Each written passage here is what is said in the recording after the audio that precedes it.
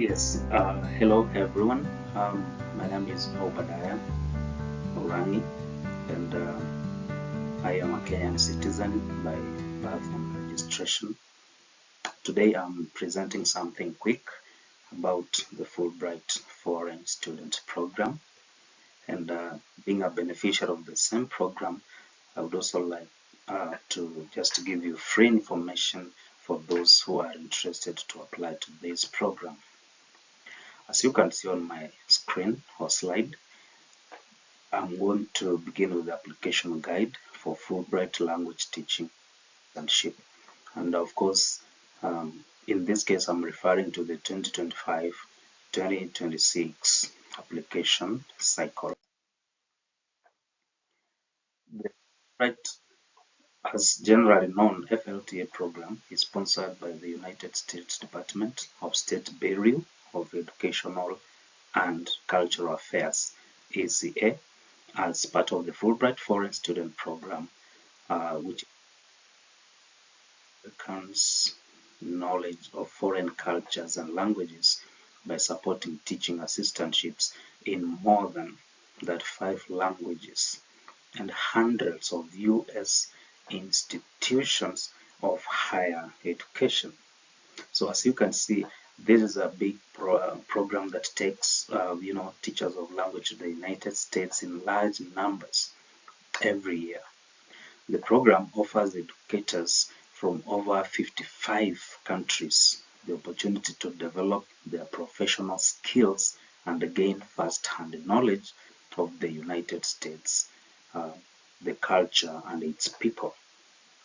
So this program is specifically for teachers. Of course, Fulbright has other areas beyond teaching or education sector, but that will be in my next presentation. Now, in this slide, I've just posted the application link there. And of course, this is specifically for those citizens who are not United States citizens. If you are a non-United States college graduate or a younger teacher interested to become a Fulbright, visit this application for this application link for more information. This is the link. This is where you begin from so that you read most of the instructions, but you are lucky enough, I'm going to explain such instructions in this presentation. So this link here will guide you to the program by country and language, because not all countries qualify to send their teachers to the United States. This link, when you click here, you're going to see the programs, the program by country. For example, I'm a Kenyan citizen. If I click in this link, I'll just key in Kenya from the drop-down menu, and I'll see what they offer and when the applications for Fulbright application are open. So this is also a very important link so that you begin by knowing if you qualify to do the application or not. The first step when you apply for this program is to read the instructions. All Fulbright foreign language teaching assistantship, all applicants must be nominated by a United States embassy or a Fulbright commission, which are obviously in every country that participate in this partnership. Independent applicants do not qualify. So you have to be under a country that is nominated by a US embassy or has a Fulbright commission. And that's why in the previous slide, I've given you a link to check if your country qualifies. You are eligible to participate in the Fulbright program if you reside in the country of nomination at the time of application. So, for example, if you're a Kenyan citizen, you can now apply while you're residing in the United States. You have to apply when you are residing in your home country, for example, Kenya, Morocco, Ethiopia, Tunisia, and all that. Again, you have to reside in your country. I mean, you have to possess the equivalent of a US bachelor's degree with a good academic record. That is very important because I have found most people asking me, for example, in Kenya, we use we use the second upper, first class, second lower, pass, category to grade degrees. Somebody was asking me, if I have a second class lower, can I qualify? So in this case, they have not specified, but they are saying a good academic record. So for example, if you come from Kenya, if you have first class, you are highly at a good position to qualify. If you have second upper, you're also the most qualified person there.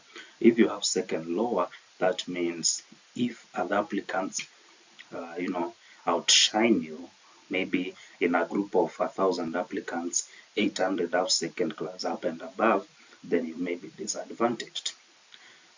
They have indicated that a master's degree is highly desirable at many institutions. So if you have a master's degree, then you are also better placed to apply.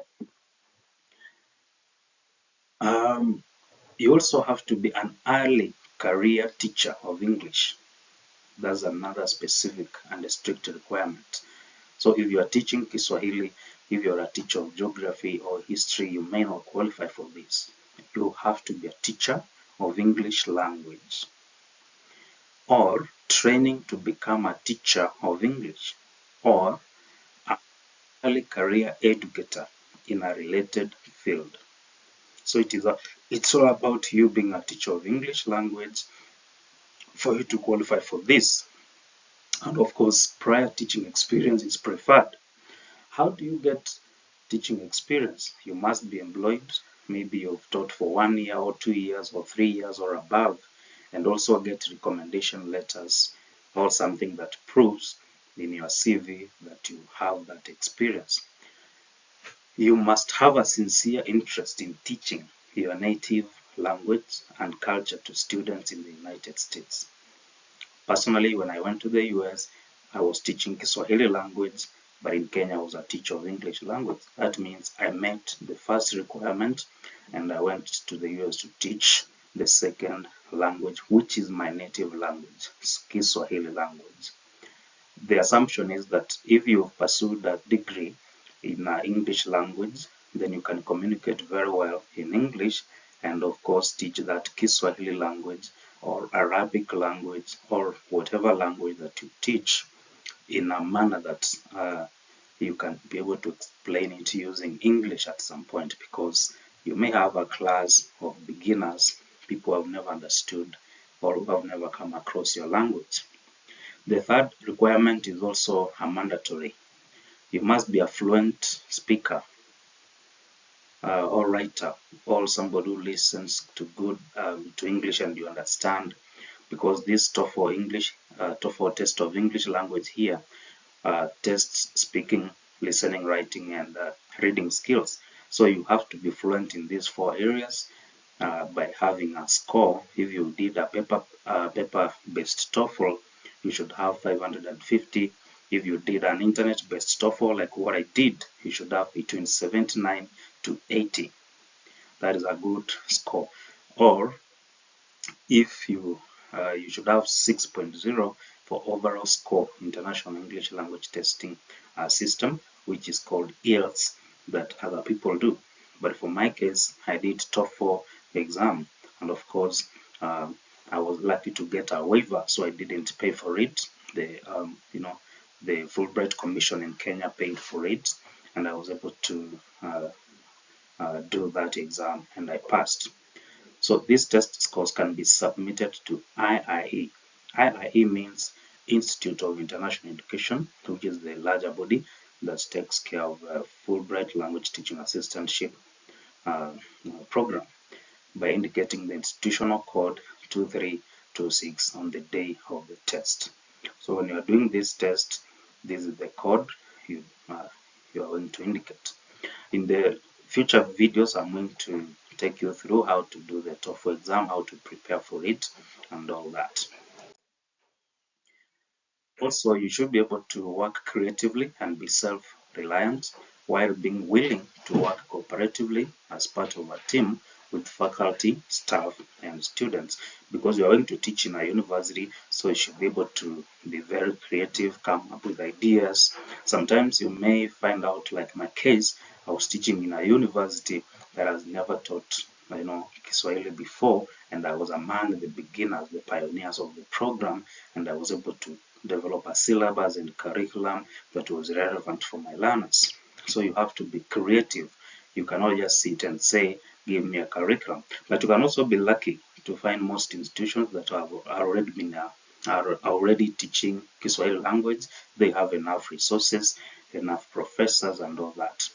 You should also be flexible and have a willingness to learn. That is self-explanatory. You should also be able to adapt to living in rural or urban areas. Like the university I was teaching in was in a rural area. It was very far from the nearby city because I was teaching in Jarvis Christian University, which was like 40 miles away from Tyler City. So you should be able to adapt very fast if, of course, you are used to urban life. You should clearly demonstrate maturity, dependability, integrity, and professionalism. That all those are the qualities of a teacher.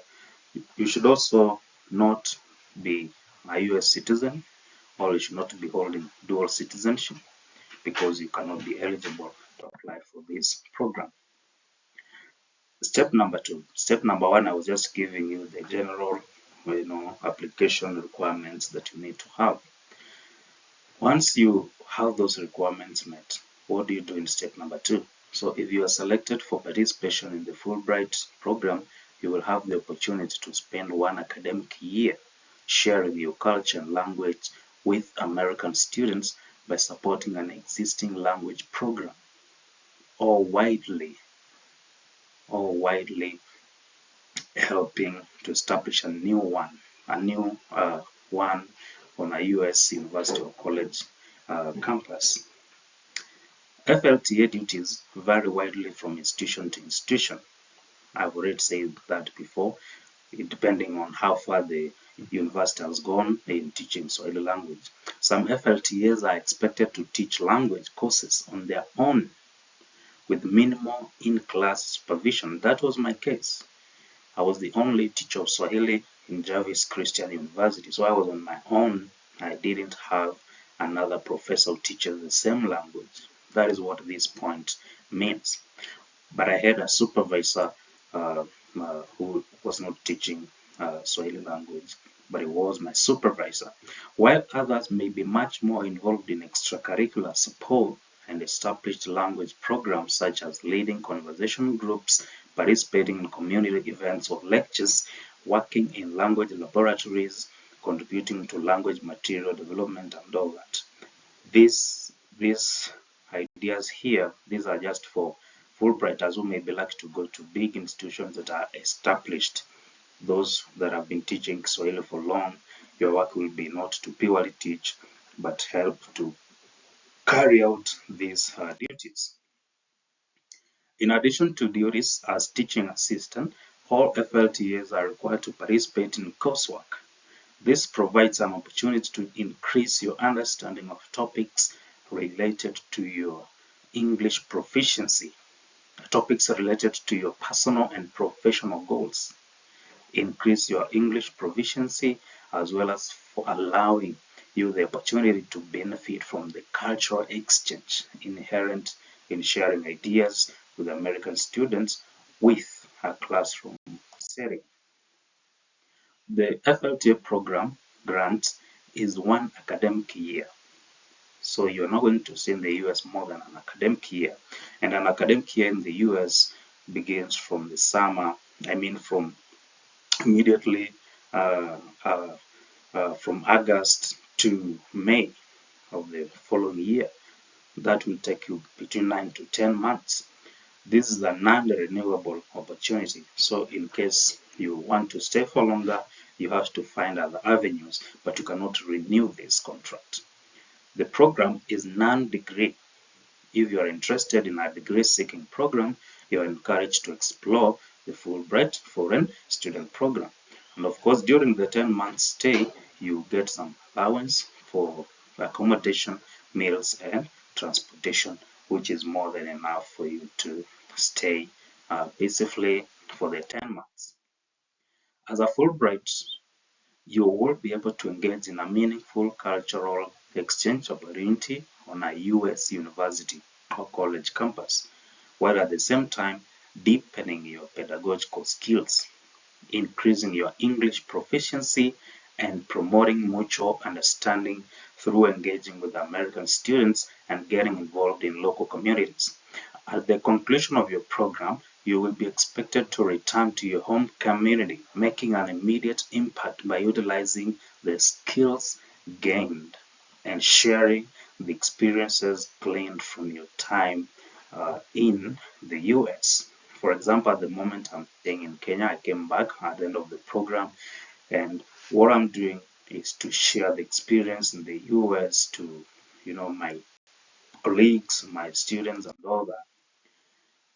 In conclusion, prior to making an application, please be sure to notify the Fulbright program affiliate in your home country.